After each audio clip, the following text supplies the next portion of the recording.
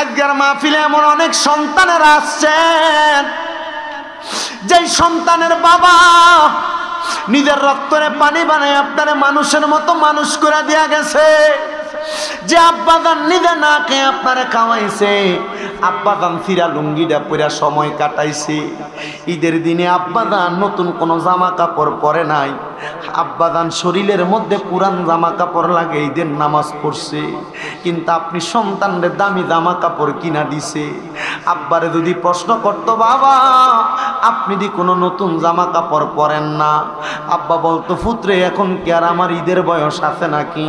কিন্তু আব্বা নিজের অভাবের কথা বলতো না। কিন্তু আজকে সন্তান লাখ লাখ টাকার মালিক, কিন্তু তার আব্বারে 500 টাকা দিয়া কিনা একটা লুঙ্গি পরাইতে পারে না। সন্তান কি হইব রে তোমার এত লাখ লাখ টাকা দিয়া, যদি তুমি তোমার আব্বাজান রে 500 টাকা দিয়া কিনা একটা লুঙ্গি না পরাইতে পারো। আজকের মাহফিলে এমন অনেক সন্তান আছে যেই সন্তানের মা নিজে না খেয়ে তোমারে খাওয়ায়া বড় করছে। এই সন্তান একটাবার চিন্তা করো,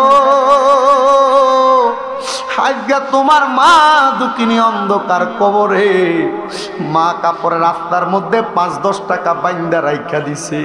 তুমি সন্তান স্কুলে যাওয়ার সময় মা টাকাটা তুমি ফুতের হাতে তুইলা দিছে।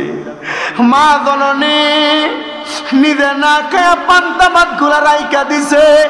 মা চিন্তা করতো, আমার সন্তান রোদে দিয়া বাড়িতে আসলে পান্তা ভাত রাখাইলে কলজাটা ঠান্ডা কইব। আজকে কার জানি এমন মা অন্ধকার কবরে ওয়াজ মাহফিল শেষ করে বাড়িতে যাইবা, কিন্তু এমন আব্বা আম্মার মুখ দেখতা না। আমার আহম্মদপুরের যুবক, ও আহম্মদপুরের মুরব্বী বাবাজিরা, তোমার মা বাপ তোমার লাখ লাখ টাকার বাড়ি, তোমার মা বাপ তোমার জমি সম্পদ দিয়া গেছে। একবার চিন্তা করো, মা বাপ যে জায়গা জমি দিয়া গেছে, যে জায়গা দিছে, ওই বাড়ির মধ্যে যদি তুমি ভাড়া থাকতা, মাসে যদি 5,000 টাকা ভাড়া দিতা, তোমার 12 মাসে 60,000 টাকা ভাড়া লাইগা যাইতো। আজকে তোমার মা কবরে, তোমার মা যদি বাইসা থাকতো, মাসে যদি 1,000 টাকা মা বাপরে হাত খরচের জন্য দিতা, 12 মাসে 12,000 টাকা তোমার মা বাবার জন্য লাইগা যাইতো। আমার ভাইয়ারা, বাবারা, বন্ধুরা রে, এ হায়াত এবং মওতের ব্যাপারে নবীজির প্রখ্যাত সাহাবী হযরতে আনাস ইবনে মালিক রাদিয়াল্লাহু তাআলা আনহু আমার নবীজির দরবারে আইসা ডাক দিয়া বলে, ইয়া রাসূলুল্লাহ, ইয়া হাবিবাল্লাহ, নবী গো, ও দয়ার নবী, মায়ার নবী, রাহমাতুল লিল আলামিন নবীজি, আপনি বলেন না আমার আল্লাহ তাআলা যে মানুষকে হায়াত দিল, এই হায়াতটার মাধ্যমে দুনিয়ার মানুষগুলা কি করবে, লাভটা কি হবে? আমার দয়াল নবী রাহমাতুল লিল আলামিন নবীজির চোখ মুবারকের পানি মুবারক গুলা ছাইরা দিয়া কান্না করে আর ডাক দিয়া কয়, আনাস, ও আমি নবীর সাহাবী আনাস ইবনে মালিক, শোনো, আমি নবীজি চিন্তা করি আমার লক্ষ লক্ষ কোটি কোটি গুনাহগার উম্মত থাকবে, তারা হায়াতে জিন্দেগিতে আমার আল্লাহ তাআলাকে ডাকার মতো অনেক সুযোগ থাকার সত্ত্বেও, আল্লাহ তাআলার ইবাদত করার সুযোগ থাকার সত্ত্বেও ওই বান্দাটা উম্মতে মুহাম্মদীকে ইবাদত করতে পারবে না। নবীজি, ও দয়ার নবী, ও মায়ার নবী, রাহমাতুল লিল আলামিন নবীজি, আপনি কেন এই কথা বলেন আর বলতে বলতে কান্না করেন? আমার দয়াল নবী রাহমাতুল লিল আলামিন নবী বলে, আনাস, আমি নবীজি যখন মেরাজের মধ্যে গেলাম, আমি নবী সর্বপ্রথম আমার আল্লাহ তাআলার আদেশ মোতাবেক রহমতের ফেরেশতা সহ আমি নবী জান্নাতের দরজার মধ্যে গেছি। জান্নাতের দরজার মধ্যে যাইয়া আমি দয়াল নবী দেখলাম কত সুন্দর একটা বাতাস আমি নবীর শরীর মুবারকে লাগছে। লাগছে। ওই বাতাসটা লাগার সাথে সাথে আমি দয়ার নবীজি আমার আল্লাহ তাআলার কাছে জিজ্ঞাসা করলাম, মাবুদ এত সুন্দর বাতাস আর সামনে এত সুন্দর ফল ফলাদি, এত সুন্দর একটা জায়গা দেখা যায়, আল্লাহ এই জায়গাগুলো আপনি কার জন্য বানাইছেন? আমার আল্লাহ তাআলা আমি দয়াল নবী রহমাতুল লিল আলামিন নবীরে জানিয়ে দিছে, ইয়া রাসূলুল্লাহ ইয়া হাবিবাল্লাহ নবী গো, এই জান্নাতটা সবকিছু যা কিছু আপনি দেখতে পান এই সবগুলা আপনি নবীর উম্মতের জন্য বানাইছি। ইয়া রাসূলুল্লাহ আপনার উম্মত যদি দুনিয়ার জমিনের মধ্যে ভুল পথে না চলাফেরা করে, নেক আমলগুলা করে, আপনার উম্মত এই জান্নাতের মধ্যে প্রবেশ করবে। ইয়া রাসূলুল্লাহ নবী গো আপনি তাইলে কান্না করেন কেন? আমার দয়াল নবী ডাক দিয়া কয়, আনাস রে, ও আনাস আমি নবী জান্নাতের কথা স্মরণ করে কান্দি না নবী গো। আপনি নবী কেন কান্না করেন? কান্না করার কারণটা জানতে চাই। আমার দয়াল নবী বলে, আনাস আমি দয়াল নবীকে আমার আল্লাহ জান্নাত দেখানোর পরে রে এমন একটা জায়গা দেখাইছে, ওই জায়গা থেকে আমি নবীজি 500 বছরের রাস্তা দূরে ছিলাম। ওই 500 বছর রাস্তা দূরে থাকার পরেও ওই জায়গা থেকে একটা গরম ভাব আমি নবীর শরীর মুবারকের মধ্যে লাগছে। আমি নবীজি জিজ্ঞাসা করলাম, আনাস ইবনে মালিক আমার আল্লাহ তাআলার দরবারে, মাবুদ রে এটা কেমন আবহাওয়া? আর সামনে দেখা যাচ্ছে আগুনের লম্বা জিহ্বাটা উপরের দিকে দেখা যায়। আনাস আমি নবী তো রাহমাতুল লিল আলামিন নবীজি, আমি নবীর চোখ মুবারক দিয়া এই 500 বছর রাস্তা দূরের পথ আমি নবী আমার চোখ মুবারক দিয়া দেখছি। আনাস রে আমি নবী এটা দেখার পরে আমার আল্লাহ তাআলার কাছে যখন জিজ্ঞাসা করলাম, আল্লাহ এটা কি দেখা যায়? আমার আল্লাহ তাআলা আমি নবীরে বলি, ইয়া রাসূলুল্লাহ এটার নাম হলো জাহান্নাম, এটার নাম নার, এটার নাম আগুন। ও আল্লাহ এটার মধ্যে কে থাকবে? আমার আল্লাহ ঘোষণা দিছে, নবীজি আপনার অনেক উম্মত থাকবে। আমি দয়াল নবী কান্না করি রে আনাস, আমার কোন উম্মত নিয়ে ওই জাহান্নামের মধ্যে পুরা যায়। নবীজি ওই জাহান্নামে যদি আপনার উম্মত পড়ে গো, নবীজি কত কষ্ট পাবে। হাদিস শরীফের বিশারদগণ নিজেই নিজে বলতেছেন, জাহান্নামের বর্ণনা দিতে গিয়ে আমার নবী একটা পাথরের মিডিয়াম সাইজের টুকরা হাত মোবারকের মধ্যে নিয়ে নবী আমার বলেছেন, এই পাথরটা এই জাহান্নামের নিচে পর্যন্ত পৌঁছাইতে 500 বছর লাগবে। নবীজি আপনার উম্মত মাত্র জাহান্নামের উপরে থাকলেই তো আগুনের মধ্যে পুরা ছাই হয়ে যাবে। আমার নবী কই উম্মত ওই জাহান্নাম থেকে যদি বাঁচতে চাও আমি নবীর দেখানো পথ মতে চলাফেরা করো।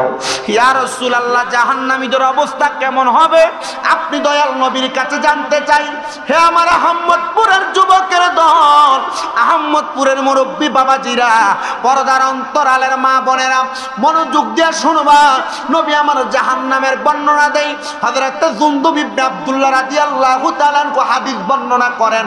তিনি বলেন, আমার নবীজির জবান মুবারকের মধ্যে বলতে শুনলাম, যখন কোন জাহান্নামী মানুষটা ইন্তেকাল করবে, তার বুকের মধ্যে যখন আজরাইল এসে হাত দিবে, তার বুক থেকে যখন রূহটা টান দিয়া নিয়ে যাবে, এমন টাইমে বুক থেকে রূহটা নেওয়ার সময় একটা জীবিত ছাগলকে লটকা দেওয়ার পরে জবাই না কইরা শরীর থেকে চামড়াটা টাইনা টাইনা ছিঁড়া ফেললে ওই ছাগলটার যেমন কষ্ট হবে উম্মতটার এমন কষ্ট হবে। নবীজি এই কষ্ট কি শেষ? আমার নবী কই না রে না, এই কষ্ট দিয়া তোমার যখন রূহটা বাহির করে নিবে, জাহান্নামী তো তুমি এটা আগেই নির্ধারণ হয়ে গেছো, তোমার দেহটা দুনিয়ার জমিনের আহমদপুরে পড়ে থাকবে, তোমার এই দেহটা পড়ে থাকবে, কথা সত্য। নবী আমার বলতেছে, জাহান্নামী ব্যক্তির রূহটা যখন আসমানের দিকে আলমে আরোহার দিকে নিয়ে যাওয়া হবে, আলমে আরোহার দিকে অন্যান্য ফেরেশতারা এই রূহটার দিকে তাকিয়ে থেকে থুথু নিক্ষেপ করবে। জি ইয়া রাসূলুল্লাহ থুতু নিক্ষেপ করবে, কারণটা কি জানতে চাই। আমার দয়াল নবী বলেন ওই জাহান্নামী ব্যক্তিটার শরীর থেকে এমন একটা দুর্গন্ধ বের হবে, ফেরেশতারা বলবে এমন দুর্গন্ধ জাহান্নামী ছাড়ার কারণ না। এ আমার আহম্মদপুরের মাহফিলে যারা বসছেন যুবক বারা, একটাবার কি চিন্তা করে আপনি উত্তর দিবেন, হুজুর আমি আমার শরীরটার এমন শরীর বানাইছি যে শরীর থেকে কোনোদিন দুর্গন্ধ বাইর হবে না। আরে আপনি উপর দিয়া ফিটফাট, কিন্তু আপনার ভিতর ঠিক নাই। আপনার শরীর যদি দাবনার তলা শরীর হয়, আপনার শরীর থেকে দুর্গন্ধ বের হবে না। আপনার পোশাক ঠিক আছে, চলাফেরা ঠিক আছে, নামাজ ঠিক নাই, পোশাক ঠিক আছে, চলাফেরা ঠিক আছে, হারাম খান, সুদ খান, ঘুষ খান, পরের হক মাইরা খাইরা খান, জমি দখল করে খান। আপনারা বলেন এমন হারামখোর এলাকার মধ্যে আছে না নাই?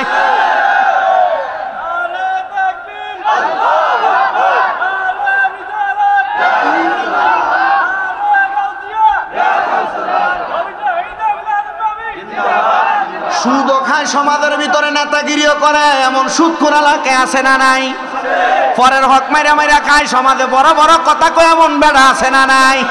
মানুষের টাকা পয়সা মাইরা খায়, আবার সমাজের ভিতরে সরকারি করতে আসে এমন বেড়া আছে না নাই? আমি জানতে চাই বাবারা, এই সুদখোর ঘুষখোর যারা সমাজে নেতাগিরি দেখায়, আপনারা বলেন এদের শরীর থেকে কি সুগন্ধ হইব না দুর্গন্ধ? আল্লাহ কয় আযাবুন শাদীদ। আরে এমন নরমাল কোন শাস্তি না। হুজুররা আছে জিজ্ঞাসা করেন এদের শাস্তিটা হবো যন্ত্রণাদায়ক শাস্তি। আমি জানতে চাই বাবারা, এমন যন্ত্রণাদায়ক শাস্তি যে সুদখোররা কবরে গেলে পাইব, হারামখোররা কবরে গেলে পাইব। এদের সমাজের ভিতরে নেতাগিরি চলে নাকি? গায়ের জোরে বাহাদুরি দেখা করতে পারে, কিন্তু এদের নেতাগিরি চলে না। মানুষ উপর দিয়া সম্মান করলো, সামনে দিয়া সালাম দিলেও ফারিয়া যাওয়ার পরে মনে মনে এদিকে গাইলায় বদদোয়া দেয়, কয় দেখছুস নিয়ে এটা আমার সালাম লয়। আসেনি আব্বা? আসতে কইছে বলেন আছে না নাই? এই জন্য আপনাদের সবার কাছে আমি একটা আবদার করব, আল্লাহর কাছে দোয়া করেন। দেশ তো এখন ইন্টারনি সরকারের আন্ডারে চলতেছে, দেশ তো এখন তত্ত্বাবধায়ক সরকারের আন্ডারে চলতেছে। শুধু এইটাই চিন্তা করেন আর নামাজ পড়ে আল্লাহর কাছে দোয়া করেন, আল্লাহ নি বাংলাদেশের সংসদরারে কোরআনের আইন দিয়া চালায়। কোরআনের আইন দিয়া সংসদ চললে দুর্নীতি চলবে না, হারামখোর থাকবে না। কোরআনের আইন দিয়া দেশ চললে সমাজের মধ্যে মারামারি রাহাজানি থাকবে না। এবার বলেন আমরা সবাই কোরআনের আইন বাস্তবায়ন হক চাই কি চাই না? আস্তে কইছেন, জোরে কোন আমরা চাই কি চাই না? কোরআনের আইন বাস্তবায়ন হলে সুদ থাকবো নি, কোরআনের আইন বাস্তবায়ন হইলে ঘুষ থাকবো নি, কোরআনের আইন বাস্তবায়ন হইলে মারামারি রাহাজানি সন্ত্রাস থাকবো নি। এই জন্য বাবাজিরা বন্ধুরা, আমরা সবাই এমন আইন বাস্তবায়ন করাইতে চাই। তো যেই কথাটার মধ্যে ছিলাম, আল্লাহর নবী কয় হারামখোর কি খোর আসেনি? হ্যাঁ, বর্তমান সমাজে সুদখোররে ধরে নিয়ে মসজিদের সভাপতি বানায়, সুদখোররে ধরে নিয়ে মসজিদের সেক্রেটারি বানায়, সুদখোররে ধরে নিয়ে এলাকার সর্দার কমিটির সভাপতি বানায়। আল্লাহর কসম, যদি আপনারা চাই না শুই না এমন সুদখোর হারামখোর ঘুষখোর গুলারে এলাকা পরিচালনার দায়িত্ব দেন, এগুলার জবাব আপনারও দিতে হবে। এবার বলেন, সুদখোরের কোন সমাজে নেতাগিরি চলবে? ঘুষখোরের সমাজে কোন সর্দারি চলবে? আর যদি সর্দারি আর নেতাগিরি করতে যায়, এদেরকে বয়কট করবেন, এদেরকে বয়কট করবেন। এরাই হচ্ছে এলাকার ময়লার আবর্জনা, বাথরুমের ডাস্টবিনের ময়লার চাইতে নিকৃষ্ট সুদখোর আর ঘুষখোরগুলা। আসেনি এলাকায় সুদখোর? সাদা পাঞ্জাবি লাগায়, সাদা ফাতলা, ইমাম সাহেবের পিছন দিয়ে জুমার দিন যে দাঁড়ায়, 5 ওয়াক্ত নামাজের খবর নাই, নিয়মিত মুসল্লি ইমামের পিছনে যায় গই পায় না। অনেকে চিন্তা করতেছে কথাটা কেমনে আমরা এলাকার লোক মিলে গেল বা। এখন আবার ডিজিটাল সুদ শুরু হয়েছে, বেড়া সুদ খায় না বেড়ি এত্রে দিয়া চালায়। আসেনি এলাকায় ডেঞ্জারের সুদ? হুজুর আসেনি এগুলা ডেঞ্জারের সুদ? চাচার কাছে যদি কয় চাচা 10,000 টাকা যদি দিতেন একটা মাস লেগে বেতন ফাইলে দিয়ে দেবো, চাচা কয় আমার কাছে নাই। তো চাষির কাছে যায় জিগা তার বইনে বলে কটা টাকা দিছে কি এটি একটু সাইলা দাও নেই আছে না ইমাম সাহেব জোরে কর তার মানে আপনার কাছে দিয়ে একটা বিচারা আছে আসেনি এমন তো চাষির কাছে যে কস না তার বইনে করা টিয়া দিছে সাইলা দনের লাগিয়া ডিজিটাল সুদ এটা সুদ না এটা হারামখোর এটা বেঈমান এটা সমাজের ময়লা নিকৃষ্ট আবর্জনার চাইতে নিকৃষ্ট কথা বলেন ঠিক কিনা তো এক বেড়া মনে মনে এরাদা করছে আল্লাহ তুমি আমার একটা ছেলে সন্তান দিও একটা ছেলে সন্তান দিলে আমি তোমার রাস্তায় একটা গরু কোরবানি করে দিব নিয়তটা ভালো না খারাপ প্যান্ডেলের পিছনের থেকে আমার মায়ের আওয়াজ দিয়েন না ধমক দিয়েন না বেরিয়ে মানুষ কই যে ছোট হয়ে যাবে না না তারা পর্দার ভিতরে আছে থাক আম্মা আওয়াজ দিয়েন না বেড়া নিয়ত করছে আল্লাহর কাছে কি আল্লাহ আমার যদি একটা ছেলে সন্তান হয় কি কইরাম আল্লাহ আপনার ওয়াস্তে একটা কি কোরবান দিব মারহাবা কইলেন না আল্লাহর ছেলে সন্তান দিছে আল্লাহ বেটার স্ত্রীর গর্ভে একটা মেয়ে সন্তান দিছে বেটা চিন্তা করলো আমার নিয়তটার ভিতরে মনে হয় কোনো ভেজাল ছিল না একটা বালা নিয়ত করি আল্লাহ আমার যত সম্পদ আছে যদি আপনি আমার পরবর্তীতে আরেকটা ছেলে সন্তান দেন আল্লাহ আমি এই আমার অর্ধেক সম্পদ আপনার রাস্তায় দান করে দেব বেটা কি করছে অর্ধেক সম্পদ আল্লাহর রাস্তায় দান করে দিছে কিন্তু সন্তান হইছে মাইয়া সন্তান হইছে কি বেটা কি রে আল্লাহর রাস্তায় এত ভালো ভালো নিয়ত করলাম দুইবার দুবার আমার মেয়ে হইল না দুইবার যেহেতু ভালো নিয়তই করছি এবার আমি একটা খারাপ নিয়ত করি কি নিয়ত নিয়ত করছে আল্লাহ এবার যদি আমার মাইয়া সন্তান হয় তাহলে আমি কোনো কিছু দিতাম না তবে যদি ছেলে সন্তান হয় আল্লাহ আমি একটা কুত্তারে ভাত খাবো কার ভাত খাওয়াইব আল্লাহর কি রহমত দ্বিতীয়বার ফোলাটাই লেগে গেছে কি লাগছে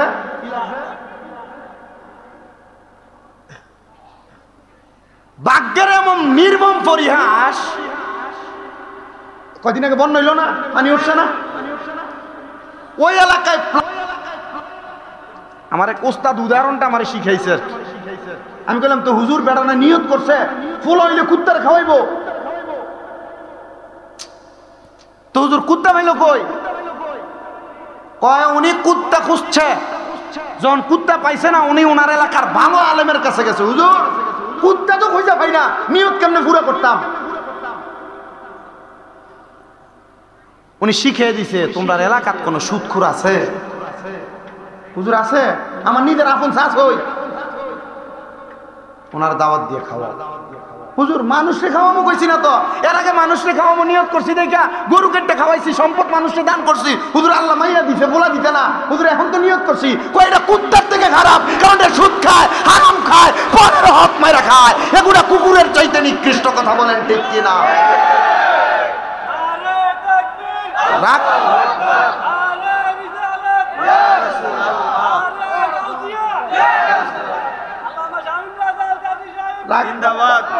তুমি আর তাকবীর দিও না কথা দিয়ে লাইছো ইনশাআল্লাহ থাক ভাগলা মানুষ বোঝা যা ঠিক আছে অনেক মাহফিলে গেলে তাকবীর দই একটু হানি কই না ধীরে না লোক কইবা না এমন একটা থাকলে তো সারছো আচ্ছা যতটুকু কইছে তাহলে এমন হারামখোর আছে না সুদখোর আছে না পরের হক মাইরা খায় আবার বড় বড় লম্বা লম্বা কথা সারে আছে না তাহলে আল্লাহ এগুলা থেকে আমাদেরকে হেফাজত করুন তাহলে আজকের ওয়াজ থেকে এর আগে যেগুলা করছে এগুলো এক সাইড আজকের ওয়াজ থেকে এতটুক শিখলাম যারা সুদ খায় হারাম খায় এরা কার চাইতে নিকৃষ্ট জোরে কয় না কার চাইতে নিকৃষ্ট তার মানে কুত্তার থেকে যদি নিকৃষ্ট হয় একটা কাজ করলে এই কাজ করা যাবে এবার আসেন এটার গুনাহ কত এটা তো আপনারা বুঝেন জানেন এটা যারা খায় এক গুনাহ যারা দেয় একই গুনাহ যারা সাক্ষী হয় একই গুনাহ যারা লেখে তাহলে আমি খাইতামও না দিতামও না ভালো মানুষ হিসেবে সাক্ষী হইতাম না শিক্ষিত হিসাবে লেখমুও সাবধান। তাহলে এবার যেই কথাই ছিলাম, গুনাহগার মানুষ যারা, বদকার মানুষ যারা, তাদের দেহ যখন উপরের দিকে নিয়ে যায়, ফেরেশতারা তাদের শরীরের দিকে এবং রূহের দিকে কি নিক্ষেপ করে? থুতু নিক্ষেপ করে। সাহাবায়ে কেরাম আল্লাহর হাবিবের কাছে প্রশ্ন করে, ইয়া রাসূলুল্লাহ, ইয়া হাবিবাল্লাহ, নবী গো, ফেরেশতারা যে থুতু নিক্ষেপ করে কারণ কি? আল্লাহর হাবিব চোখ মুবারকের পানি মুবারক গুলো ছেড়ে দিয়ে কান্না করেন আর বলেন, শোনো রে দুনিয়ার মানুষ, একজন বদকার মানুষ, একজন হারামখোর মানুষ, একজন গুনাহগার মানুষের শরীর থেকে যেই দুর্গন্ধ বের হয়, ওই দুর্গন্ধর কারণে রহমতের ফেরেশতারা পর্যন্ত বান্দার রূহটাকে গ্রহণ করে না। ইয়া রাসূলুল্লাহ, ওই বান্দার রূহটা তখন কোথায় যায়? আনাস ইবনে মালিক বলে, নবীজি বলেছেন, তখন আল্লাহর হাবিবের ঘোষণা, ওই মানুষের রূহটাকে তখন আল্লাহ তাআলা জাহান্নামের মধ্যে ফালায়া দেয়। ওই জাহান্নামের অতল গহ্বরে পড়বে। আল্লাহর হাবিব বলে, শুনো শুনো, ওই গুনাহগার গুলা, হারামখোর গুলা, পরের হক মাইরা কানেওয়ালা ব্যক্তিগুলা, বদকার বান্দাগুলা জাহান্নামের মধ্যে যাওয়ার পরে, ওই জাহান্নামের মধ্যে তারা যখন প্রথম পতিত হয়ে যায়, আমার আল্লাহ তাআলা জাহান্নামের আগুনটারে 1000 বছর পর্যন্ত জ্বালাইতে জ্বালাইতে লাল জাহান্নামের আগুনটারে আমার আল্লাহ তাআলা সাদা বানায়া ফেলে। এবার সাদা জাহান্নামের আগুনটারে 1000 বছর পর্যন্ত জ্বালাইব, ওই সাদা আগুনটারে কালো বানাইব। কালো আগুনে থাকতে থাকতে ওই বান্দা বড় পিপাসার্ত হয়ে যাবে, পানি পানি পানি বলে চিৎকার করবে, ইয়া রাসূলুল্লাহ, ওই জাহান্নামী তো 3000 বছর পর্যন্ত জাহান্নামের আগুনের মধ্যে পড়ছে, তাহলে কি তারে পানি দেওয়া হবে কিছুক্ষণ সময় আরাম করার জন্য? আল্লাহর নবী কয়, নাম, হ্যাঁ ইয়া রাসূলুল্লাহ, জাহান্নামী ব্যক্তিরে পানি দেওয়া হবে। আপনি বলতেছেন হ্যাঁ, জাহান্নামী তো শান্তি পাবে পানি পান করার কারণে। আল্লাহর নবীজি এমন কান্না করতেছে, নবী আমার বলতেছে, ওই পানি যদি তোমরা সাহাবায়ে কেরাম দেখতা, আল্লাহর কসম তোমরা ওই পানি সুইয়া দেখবা দূরের কথা, পানির কাছেও আগাইতা না। ইয়া রাসূলুল্লাহ, ইয়া হাবিবাল্লাহ, ও গো মায়ার নবীজি, ও গো দয়ার নবী, রাহমাতুল লিল আলামিন নবীজি, কেন কেন কেন ওই পানি কেন সুইয়া দেখবো না? নবী কয়, যখন জাহান্নামের আগুনকে 1000 বছর পুরায়া লাল থেকে সাদা বানাইবো, যখন জাহান্নামের আগুন রে 1000 বছর জ্বালায়া সাদা থেকে কালা বানাইবো, এবার যখন বান্দা জাহান্নামী হওয়ার কারণে, গুনাহগার হওয়ার কারণে পানি চাইবো, বান্দারে সাধারণ কোনো মিনারেল ওয়াটার পানি দেওয়া হবে না। অন্যান্য জাহান্নামীদেরকে আগুনের মধ্যে পুরানোর কারণে তাদের শরীর থেকে যে রক্তগুলা বের হয়েছে, পুঁজগুলা বের হয়েছে, গরম উত্তপ্ত লোহার একটা পাত্রের মধ্যে, আগুনের মধ্যে, আগুনের লোহার গরম পাত্রের মধ্যে অন্যান্য জাহান্নামীদের রক্ত পুঁজগুলা আইনা জাহান্নামীদের দিব খাবার জন্য। জাহান্নামী খাইব, কিন্তু খানাগুলা তার পেটে থাকবে না, এগুলা তার নারী বুড়ি সহ তার পাকস্থলীর পায়খানার রাস্তা দিয়ে বের হবে, আর বলবে, এ হাসরের ময়দানবাসী, তাকে দেখো, এটা ওই ব্যক্তি যেই ব্যক্তি গুনাহ করে দুনিয়া থেকে আসছে। এবার হাসরের ময়দানবাসী চিৎকার করতে থাকবে, ও আল্লাহ, একবার আর একবার সুযোগ দাও। না না বান্দা, সুযোগ নাই। এবার আপনারা বলেন, এমন কঠিন পরিস্থিতি হওয়ার আগে আমরা সবাই আল্লাহর কাছে ক্ষমা চাওয়ার দরকার আছে না নাই? সবাই মুহাব্বতের আওয়াজে পড়েন, আল্লাহ, ও গো আল্লাহ, ক্ষমা করে দাও, মাফ করে দাও, বলেন আল্লাহ, ক্ষমা করে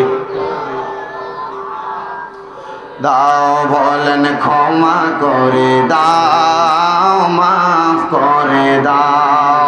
যতদিনে জীবন বিনা বাঁচিবে, সুপথে চালাও, মাফ করে দাও, বলেন যতদিনে জীবন বিনা বাঁচিবে সুপথে চালা মাফ করে দাও আল্লাহ বলেন বলেন জোরে আল্লাহ ও গো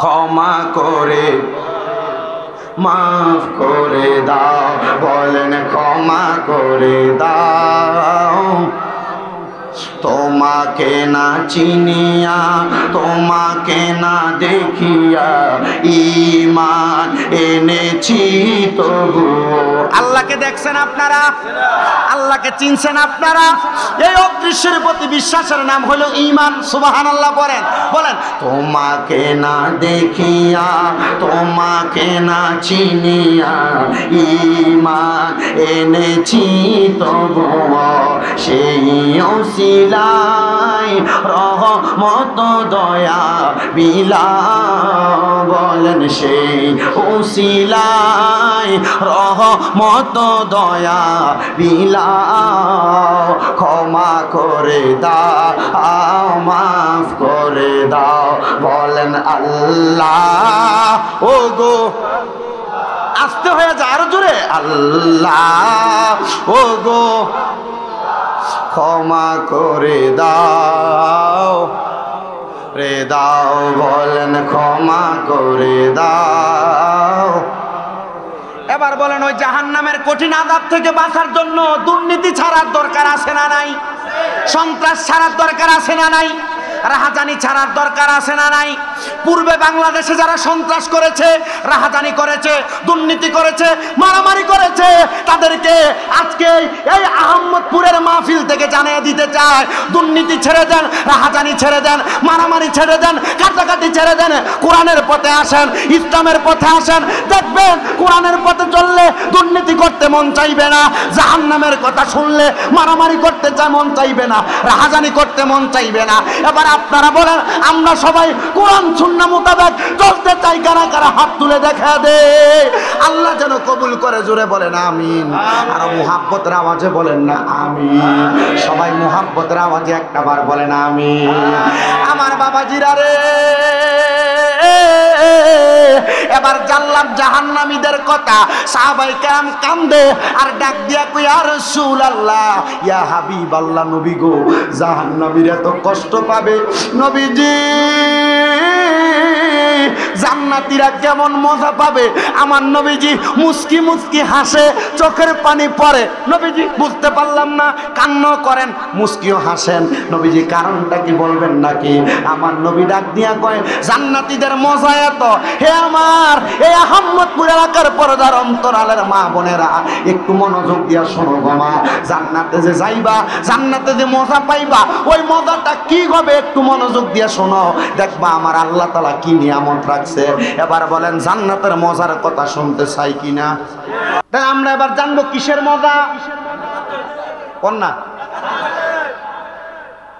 হাজীগঞ্জ বাজারের ভিতরে দোকান ভাড়া দিবে এক এক দোকানের ভাড়া হলো 10,000 টাকা অ্যাডভান্স দেওয়া লাগে 10 লাখ কয় লাখ আচ্ছা কেউ আপনারা ফোন করে বলল হাজীগঞ্জ বাজারে একটা দোকান ভাড়া দেওয়া হবে 10 লাখ টাকা অ্যাডভান্স 10,000 টাকা ভাড়া আপনি কি দোকানটা না দেখে নিবেন নাকি দেখে নিবেন না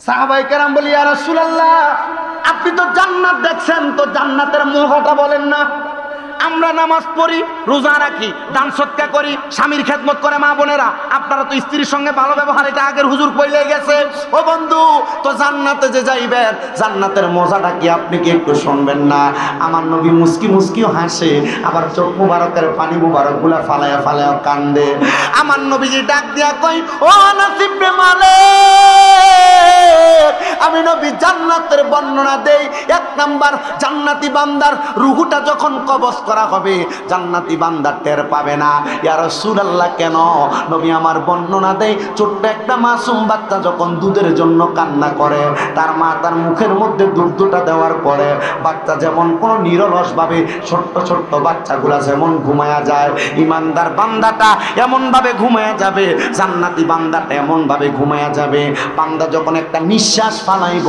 কালিমা পড়তে পড়তে তার রূহটা কবজ করা হবে বান্দা টের পাবে না বলে হুজুর কেন কারণ বান্দা ইমানদার, হারাম খায় নাই, নামাজ পড়ছে, হালাল খাইছে, ইবাদত করছে, ইবাদত কইরা টুপি লাগাইয়া, পাঞ্জাবি লাগাইয়া, পাগড়ি লাগাইয়া, পরের হক মারে নাই, পাঞ্জাবি লাগাইয়া খারাপ কথা বলে নাই, মিথ্যা বলে নাই, চা দোকানে বৈশা বৈশা পরের গীবত করে নাই। আপনারা বলেন নামাজও পড়ে, গীবতও করে, চা দোকানে বৈশা, এমন মানুষ আমরা সমাজে নাই।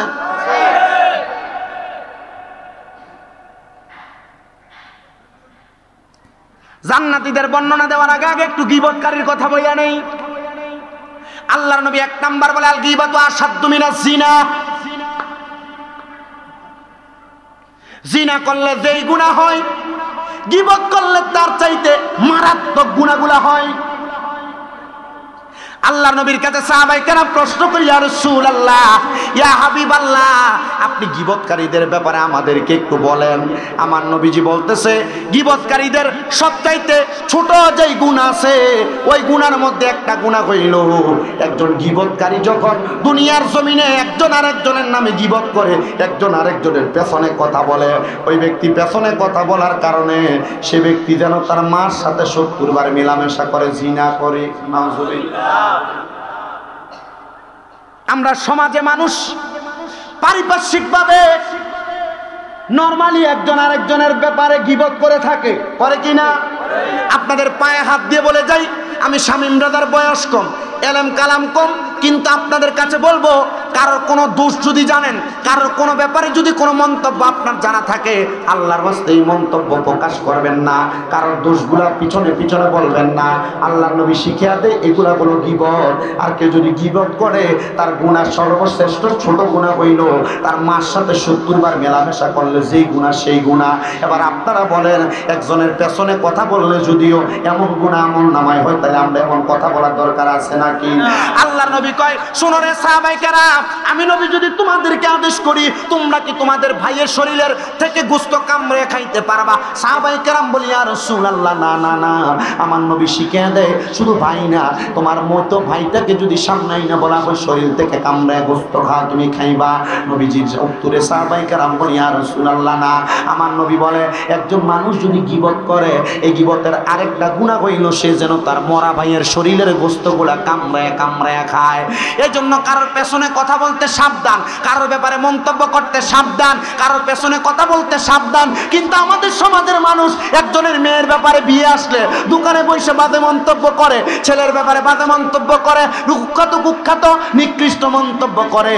এবার আপনি চিন্তা করে দেখেন, এমন মন্তব্য করার কারণে মৃত ভাইয়ের গোশত কামড়ে খেলে যে গুনাহ সেই গুনাহ হবে। এবার আপনারা বলেন, আমরা সবাই এমন গুনাহ থেকে বাঁচার দরকার আছে না নাই? গীবতের মতো মারাত্মক গুনার ব্যাপারে আল্লাহর নবী বলে, এই গীবতকারীরা হাসরের ময়দানে অন্যান্য হাসরবাসীর চাইতে অনেক দূরে দূরে থাকবে। ইয়া রাসূলুল্লাহ, কেন? আমার নবী বলতেছে, গীবতকারীদের মুখের মধ্যে দুর্গন্ধ, এদের দুর্গন্ধের কারণে দুনিয়াতে রহমতের ফেরেশতারা এদের কাছে দিয়ে আসে না। এবার আপনারা বলেন, রহমতের ফেরেশতারা যদি গীবতকারীর পাশে দিয়ে না আসে, তাহলে গীবতকারীর থেকে অনেক দূরে ফেরেশতা থাকে, গীবত কইবেন না ছাড়বেন? হকে আছেন, করা যাবে? আপনি কারো দোষ জানেন। এবার আল্লাহর নবী কি বলে শুনেন। নবী বলে, কোন মুসলমান ভাইয়ের যদি দোষটাকে ঢাইকা রাখে, মানে আপনি কারোর কোনো দোষের ব্যাপারে জানেন কিন্তু বলেন নাই, আল্লাহর নবী কয়, কেউ যদি কারোর দোষের বর্ণনা না করে দোষটা ঢাইকা রাখে, আমি নবী ঘোষণা করলাম, আমার আল্লাহ তাআলা কিয়ামতের ময়দানে, হাসরের ময়দানে তার গুনার কথাগুলা ঢাইকা রাখবে। চিন্তা করছেন? আপনার ফুতের সামনে আপনার কইব, তুই গুনাহগার, হারাম খাইছস। কিন্তু গীবত যদি না করেন, কারো দোষ জানি না যদি ঢাইকা রাখেন, তাহলে আল্লাহ তাআলা এগুলা থেকে আপনার হেফাজত করবে। আমি আমার আহমদপুরের মাদেরকে বলবো, সোশ্যাল মিডিয়ার মাধ্যমে যে মা বোনেরা দেখতেছেন, আপনাদের কাছে বলবো, বেশিরভাগ আল্লাহর নবীর নিজেরই ঘোষণা। নবী বলেছেন, দুনিয়ার সমাজের মধ্যে সবচাইতে বেশি গীবত যারা করবে, পরনিন্দা যারা করবে, তাদের মধ্যে বেশিরভাগ হবে মহিলারা। মা বোন, আপনাদের পায়ের মধ্যে হাত রেখে আমি শামীম রাজা একটা আবদার করি গো মা, কারোর দোষ জানলে দোষগুলা বর্ণনা করবেন না, গোপন রাখবেন। কারোর ব্যাপারে কোনো মন্তব্য করবেন না, গোপন রাখবেন। দেখবেন আমার আল্লাহ তাআলা আপনার সম্মান, আপনার মর্যাদা, আপনার মর্তবা বাড়াইয়া দিবে। এবার বলেন, এই গীবত ছাইরা দিয়া আমরা সবার দোষগুলা গোপন রাইখা আমরা সহজ সরলভাবে ইহদিনাস সিরাতাল মুস্তাকিম অনুযায়ী চলতে চাই কি চাই না? না? সাহাবায়ে কেরাম বলি ইয়া রাসূলুল্লাহ, এবার জান্নাতীর বর্ণনা, ঠিক আছে না? কিসের বর্ণনা? জান্নাতীর বর্ণনা। মনোযোগ দিয়ে শুনবেন, জান্নাতীর বর্ণনা দিচ্ছি কিন্তু বাবাজিরা। আল্লাহর নবী কয় জান্নাতি বান্দাটা যখন মারা যাবে, একটা ছোট্ট বাচ্চা দুধ মুখে দিলে যেমন ভাবে ঘুমায়া যায়, ছোট্ট বাচ্চার মতো ইমানদার জান্নাতি বান্দা ঘুমায়া যাবে। ইয়া রাসূলুল্লাহ নবীজি, ও মায়ার নবীজি, জান্নাতি বান্দার অবস্থার কেমন হবে?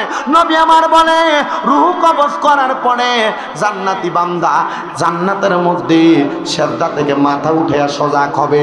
জান্নাতি বান্দা প্রশ্ন করবে, এ ফেরেশতারা, আমারে কেন এই জায়গায় আনা হইল?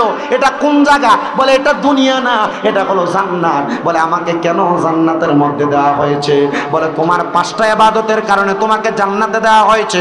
বলে আমার কোন 5টা ইবাদত? মনে রাখবেন যে 5টা ইবাদতের কারণে জান্নাতে দেওয়া হয় বান্দাকে। বলে আমার কোন 5টা ইবাদত? বলে তুমি 1 নাম্বার দুনিয়ার জমিনের মধ্যে হালাল ভক্ষণ করেছো, শিরিক থেকে দূরে থেকেছো, 2টা হালাল খেয়েছো, শিরিক থেকে দূরে থেকেছো, 5 ওয়াক্ত নামাজ আদায় করেছো, 5 ওয়াক্ত মৌলিক ইবাদত নামাজ আদায় করেছো, এবং তুমি দুনিয়ার জমিনের মধ্যে চলাফেরা করা অবস্থায় কোনোদিন মিথ্যা কথা বলো নাই।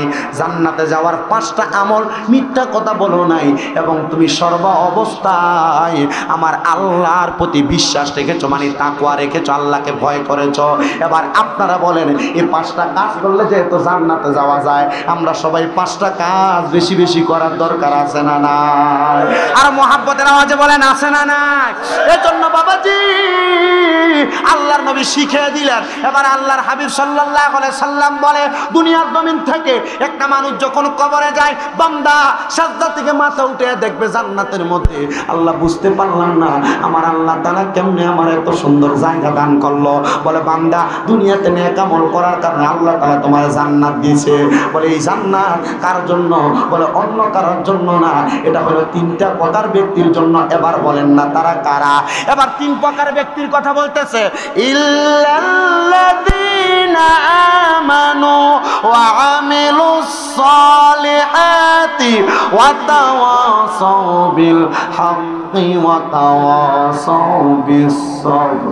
জবান খুলে জোরে জোরে চিৎকার মেরে বলেন আল্লাহু আকবার। যারা ঈমানদার ওয়া আমিলুস সালিহাত নেক আমল করছে, হকের পথে আছে, ধৈর্য ধারণ করেছিল, ওই ব্যক্তিদের উপরে আমার আল্লাহ তাআলা জান্নাত রেখেছেন, ওই ব্যক্তিদের জন্য জান্নাত রাখছেন। নবী আমার আরেকটা হাদিস শরীফের মধ্যে ঘোষণা করতেছে, বাইহাকি শরীফের মধ্যে মুসনাদে আহমদে হাদিসটা সুন্দর বর্ণনা। আমার নবী বলে জান্নাতি ব্যক্তির রূহটা যখন আমার আল্লাহ তাআলা আর রহমতের ফেরেশতা দিয়ে উপরের দিকে নিয়ে যায়, রহমতের ফেরেশতারা উপরের দিকে নেওয়ার সময় অন্যান্য ফেরেশতারা আসমানের দরজা বরাবর দাঁড়ায় থাকে। কোথায় দাঁড়ায় থাকে? দাঁড়ায় থাকে না, শুধু তারা বলতে থাকে আহলান ওয়া সাহলান মারহাবান মারহাবান দুয়ুফুল্লাহ দুয়ুফুর রহমান। আল্লাহর মেহমান বলে বলে ওই বান্দাকে স্বাগতম জানায়, ইয়া রাসূলুল্লাহ, ইয়া হাবিবাল্লাহ নবীজি, ও মায়ার নবী, দয়ার নবী, রহমাতুল লিল আলামিন নবীজি। কেন স্বাগতম জানায়? বলে বান্দাকে শুধু স্বাগতম জানায় না, বান্দাকে আল্লাহর মেহমান বলে তারা গ্রহণ করে নেয়। কেন গো নবীজি, কেন গ্রহণ করে? আল্লাহর নবী বলতেছে গ্রহণ করার কারণ হইল এই বান্দা ঈমানদার, এই বান্দা মুমিন, এই বান্দার শরীরের সুগন্ধ রহমতের ফেরেশতাদেরকে আবেগ আপ্লুত করে ফেলে। এজন্য ফেরেশতারা বান্দার রূহের জন্য পাগল পারা হয়ে গেছে। আল্লাহর হাবিব ঘোষণা করতেছে এই বান্দার দেহটা যখন, রূহটা যখন আসমানের মধ্যে নেওয়া হয়, আল্লাহ তাআলা সুন্দর সুন্দর জান্নাতি পোশাক পরাইয়া বান্দাটাকে জান্নাতের মধ্যে রেখে দেয়। এবার বলেন ওই জান্নাতে তো সুন্দর, ওই জান্নাতের আবাসস্থলে তো মায়াবী, আমরা সবাই ওই জান্নাতের মধ্যে থাকার দরকার আছে না নাই? সাহাবায়ে কেরাম জান্নাতের বর্ণনা চায়, নবীজি গো আমার আল্লাহ তাআলা ওই জান্নাত কেমনে বানাইলো? আমার নবী শিখিয়ে দেয়, আমার নবী জানিয়ে দেয়। আল্লাহ তাআলা একটা স্বর্ণের ইট, একটা রূপার ইট দিয়া, মাঝখানে লাল ছোট ছোট ইয়াকুত পাথর দিয়া জান্নাতটারে জোড়া দিছে। জান্নাতটা বানাইয়া আমার আল্লাহ তাআলা আমি নবী রহমাতুল লিল আলামিন নবীর মালিক বানিয়ে দিছে। নবীজি জানতে চায় আপনি নবীকে আপনার উম্মতদেরকে জান্নাতে নিবেন নাকি? আমার নবী বলেছে আমার একটা উম্মত যদি জাহান্নামে থাকে, একটা উম্মতরে ফালাইয়া আমি নবী জান্নাতে প্রবেশ করব না। একটা উম্মত যদি জাহান্নামে থাকে ওই উম্মতরে ফালায় নবী কোথায় যাবে না? আচ্ছা ওই নবীজি যদি আমাদেরকে না ফালায় জাহান্নামে জান্নাতে না যায়, আমি জানতে চাই বাবা ওই নবীর উম্মতরা কেমন ফ্রেশ হওয়া লাগবে? এমন লাল মনে হয় না? Mineral water. কি সাদা? হোয়াইট সাদা কোন না জোরে ভালো লাগছে আমার কাছে, লেগে গেছে। ওই উম্মতরা কেমন নিট এন্ড ক্লিন হওয়া লাগবে? হোয়াইট সাদা দোনোটার অর্থে।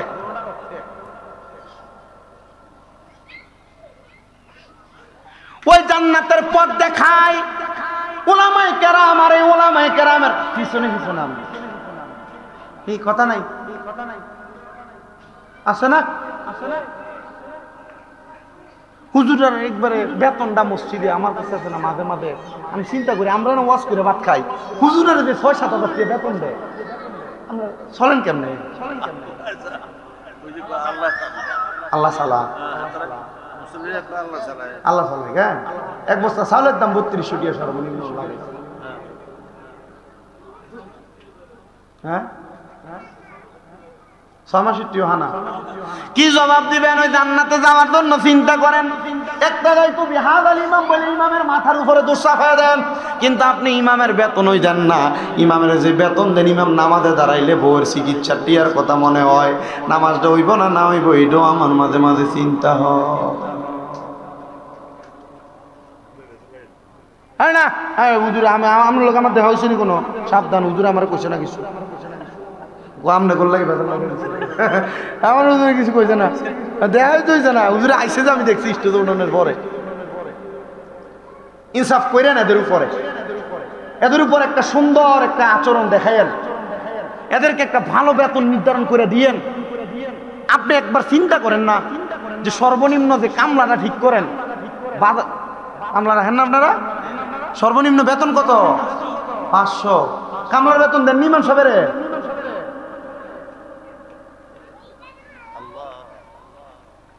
হ্যাঁ, ও আল্লাহ চালাইবো এই সিটার কমিটি দিন কি যে একটা অবস্থা হইব, কবরে গেলে কাঁচা বাঁশের গুঁড়া দিয়ে ফাইল দিব তোমরা দেখতো।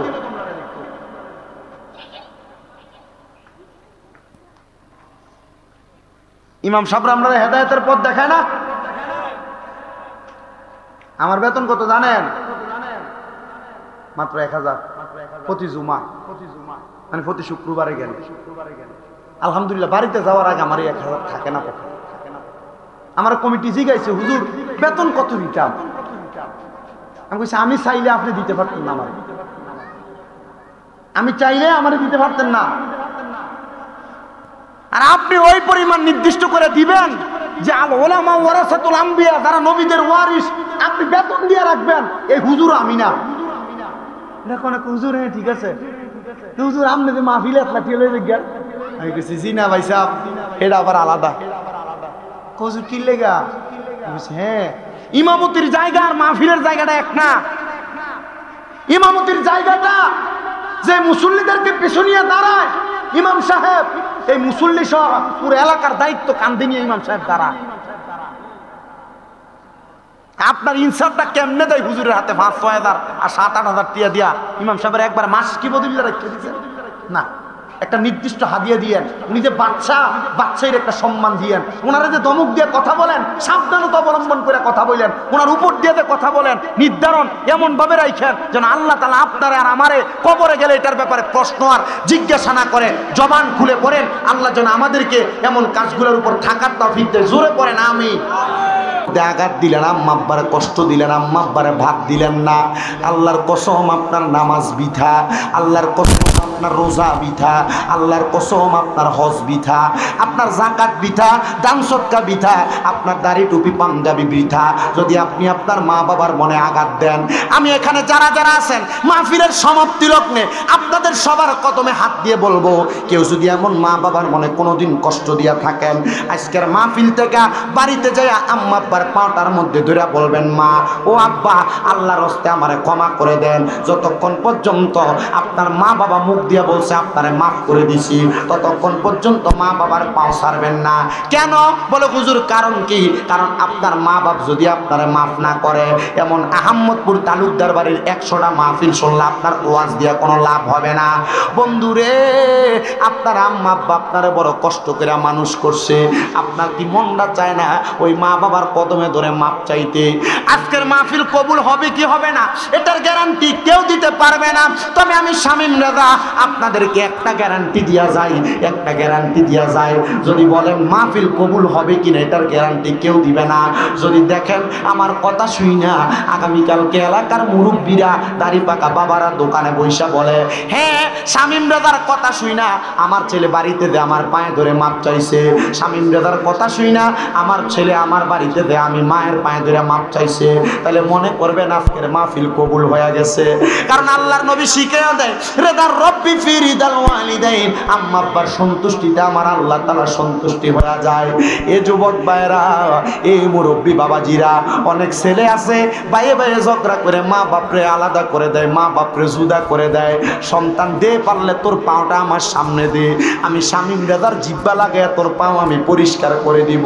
তবু আদা কর, মা বাপরে যদি বাইরে বাইরে ঝগড়া করে বউয়ের সঙ্গে ঝগড়া করে জুদা করে দিয়া থাকো, এখান থেকে বাড়িতে যাইয়া আম্মা আব্বার পাটার মধ্যে ধরে মাপ চাইবা আর বলবা, মা আমি সন্তানরে মাফ করে দেন আমি অন্যায় করেছি, আব্বা আমি সন্তানরে মাফ করে দেন আমি অন্যায় করেছি।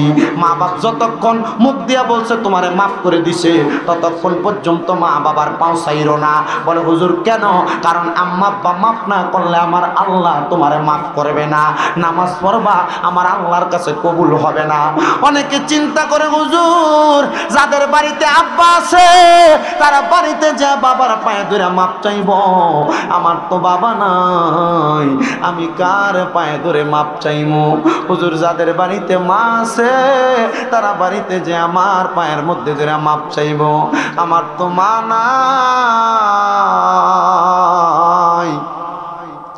আমি কার পায়ের মধ্যে ধরে মাপ চাইব? আজকের মাহফিলে এমন অনেক সন্তানেরা আসছেন যেই সন্তানের বাবা নিজের রক্তরে পানি বানায় আপনারে মানুষের মতো মানুষ করে দিয়া গেছে, যে আব্বাজান নিজে না খেয়ে আপনারে খাওয়াইছে, আব্বাজান ফিরা লুঙ্গিটা পরে সময় কাটাইছে, ঈদের দিনে আব্বাজান নতুন কোনো জামা কাপড় পরে নাই, আব্বাজান শরীরের মধ্যে পুরান জামা কাপড় লাগে ঈদের নামাজ পড়ছে, কিন্তু আপনি সন্তানদের দামি জামা কাপড় কিনা দিছে। আব্বারে যদি প্রশ্ন করতো, বাবা আপনি দি কোনো নতুন জামা কাপড় পরেন না, আব্বা বলতো, পুত্রে এখন কি আর আমার ঈদের বয়স আছে নাকি? কিন্তু আব্বা নিজের অভাবের কথা বলতো না। কিন্তু আজকে সন্তান লাখ লাখ টাকার মালিক, কিন্তু তার আব্বারে 500 টাকা দিয়া কিনা একটা লুঙ্গি পরাইতে পারে না। সন্তান কি হইব রে তোমার এত লাখ লাখ টাকা দিয়া, যদি তুমি তোমার আব্বাজান রে 500 টাকা দিয়া কিনা একটা লুঙ্গি না পরাইতে পারো? আজকের মাহফিলে এমন অনেক সন্তান আছে যেই সন্তানের মা নিজে না খেয়ে তোমারে খাওয়ায়া বড় করছে, এই সন্তান একটাবার চিন্তা করো, আজকে তোমার মা দুঃখিনী অন্ধকার কবরে, মা কাপড়ের রাস্তার মধ্যে 5-10 টাকা বাইন্দা রাইখা দিছে, তুমি সন্তান স্কুলে যাওয়ার সময় মা টাকাটা তুমি ফুতের হাতে তুইলা দিছে। মা জননী নিজে না খেয়ে পান্তা ভাত গুলা রাইখা দিছে, মা চিন্তা করতো আমার সন্তান রোদে দিয়া বাড়িতে আসলে পান্তা ভাত রাখাইলে কলজাটা ঠান্ডা হইব। আইয়া কার জানি এমন মা অন্ধকার কবরে ওয়াজ মাহফিল শেষ করে বাড়িতে যাইবা, কিন্তু এমন আব্বা আম্মার মুখ দেখতা না। আমার আহম্মদপুরের যুবক, ও আহম্মদপুরের মুরব্বী বাবাজিরা, তোমার মা বাপ তোমার লাখ লাখ টাকার বাড়ি, তোমার মা বাপ তোমার জমি সম্পদ দিয়া গেছে, একবার চিন্তা করো মা বাপ যে জায়গা জমি দিয়া গেছে যেই জায়গা দিছে ওই বাড়ির মধ্যে যদি তুমি ভাড়া থাকতা, মাসে যদি 5,000 টাকা ভাড়া দিতা, তোমার 12 মাসে 60,000 টাকা ভাড়া লাইগা যাইতো। আজকে তোমার মা কবরে, তোমার মা যদি বাইসা থাকতো, মাসে যদি 1,000 টাকা মা বাপরে হাত খরচের জন্য দিতা, 12 মাসে 12,000 টাকা তোমার মা বাবার জন্য লাইগা যাইতো। বাজারে কত দামি ফল আপেল আঙ্গুর দেখা যায়, সন্তান মা বাপরে খাওয়াইতে পারে না। ও সন্তান, আল্লাহর রাস্তে তোমার কদমে হাত দিয়া বলি, তোমার মা বাবা যদি বাইচা থাকতো, অসুস্থ মা বাপরে যদি তুমি মাসে 1,000 টাকার ওষুধ কিনা দিতা, 12 মাসে তুমি তোমার মা বাপরে 12,000 টাকার ওষুধ কিনা দেওয়া লাগতো। আজকের মাহফিলে বৈশা সন্তান একজন শুধু একটা ওয়াদা করবা, হুজুর আমার মা কবরে, আমার মারে আমি যদি খাওয়াইতাম, আমি এই টাকাটা খাওয়াইতাম। হুজুর আমার আব্বা কবরে, আমি আমার আব্বারে যদি খাওয়াইতাম, এই টাকাটা খাওয়াইতাম। হুজুর আমার আব্বা আম্মার নামে আগামী বছরে মাহফিলে আমি 10,000 টাকা দান করব। আসেননি এমন কোন সন্তান, আপনার মা বাবা আপনারা লাখ লাখ টাকার বাড়ি দিয়া গেছে, সম্পদ দিয়া গেছে, খেতে জায়গা জমি দিয়া গেছে, একজন সন্তান কি বলবেন? বলে হুজুর আমার মায়ের জন্য দোয়া চাই, আমার আব্বার জন্য দোয়া চাই, আমি আমার আম্মা আব্বার নামে এই মাহফিলে আগামী বছর 10,000 টাকা দান করব। অনেকে হয়তো আছেন দান করেন নামের জন্য, না না না, আপনি ওয়াদা করলেন কিন্তু আগামী বছর নাম লেখা দিলেন না, এমন দেওয়ার দরকার নাই। যদি পারেন আপনি দিতে পারবেন, নামটা লেখাইবেন, না দিতে পারলে লেখানোর দরকার নাই। কারণ যারা ওয়াদা কইরা ওয়াদা পূরণ করে না, তারা মুনাফিক হয়ে যায়। আমি চাই না কোনো মুসলমান মুনাফিক হোক। আপনার মা বাবা আপনার সম্পদ দিছে, টাকা দিছে, পয়সা দিছে, আপনার সন্তান বিদেশে আছে, অনেক মা বোন আছেন পর্দার আড়ালে, মা বোনেরা আপনাদের কসমেটিক, আপনাদের মার্কেট বাবদ আপনাদের হাজার হাজার টাকা বছরে চলে যায়।